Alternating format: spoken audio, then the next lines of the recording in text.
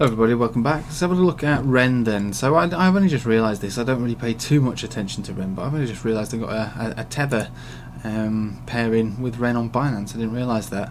Not that it's a great chart because there's not many, it's only been going for, what is this, less than a week. But they still have it, so that will help it definitely in the pursuit of catching up with Bitcoin. But for the moment it's definitely a Satoshi chart for me, and this is what I've been used to with it. And like all Satoshi charts at the moment, it's being demolished because Bitcoin did over 30% in a day, basically overtaking everything.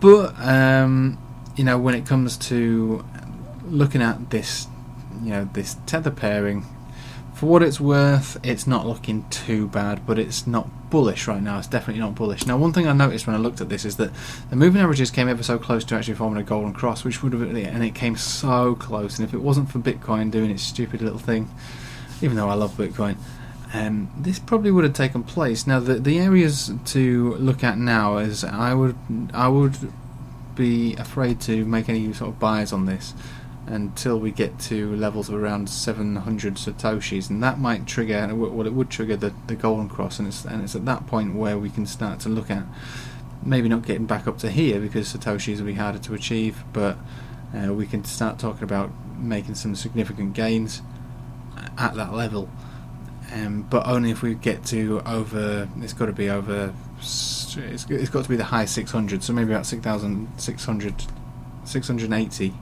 satoshis. If we can get to that level, then that golden cross would form, and then we could probably look at actually rocketing like we did back here. We made some really significant moves here because we had that golden cross.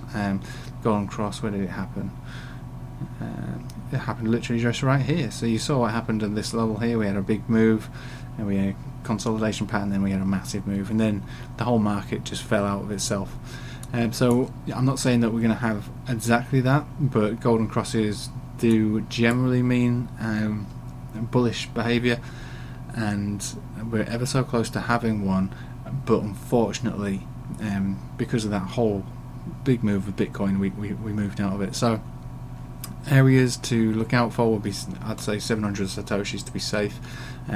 Perhaps wait for that golden cross to form, see how strong it is, and then make maybe some sort of buy orders at around about, you know, 750. And by the way, I'm not a financial advisor, so it's not financial advice, but that would be my call on this for some big bold moves similar to these. But again, you've got to pay attention to what Bitcoin's doing, because Bitcoin is dominating the market obviously, and it will pull the rug from under your feet like it did on this occasion. If Bitcoin starts to make big bold moves, then this golden cross will probably not be formed.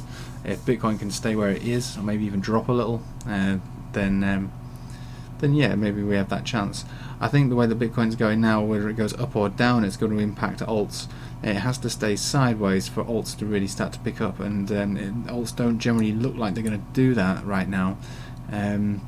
Although I would say that in the next 4 weeks we should start to see some alts picking up with their tether values, if not their Satoshi values, but not an alt season, unfortunately. So keep these figures in mind: 680 satoshis to 700. Get that golden cross. Maybe we can look at buying it. But for the moment, it's recovering after what Bitcoin did to all alts, really. Anyway, thanks for watching. Hope you have a nice evening. Take it easy.